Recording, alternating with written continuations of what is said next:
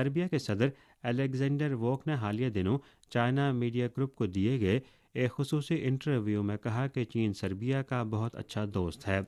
Serbia में आप चीन और चीनियों की तारीफ सुनेंगे क्योंकि दोनों अतराफ के अवाम ने हमेशा अच्छे ताल्लुकात बरकरार रखे हैं।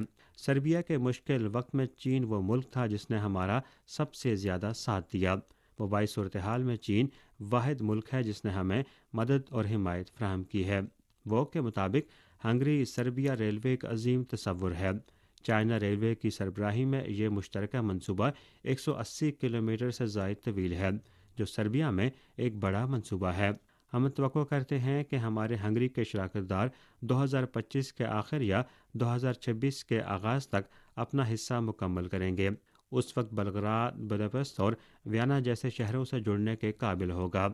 आज मुतादिद चीनी कंपनियों को भी सर्बिया के शुमाली वस्ती और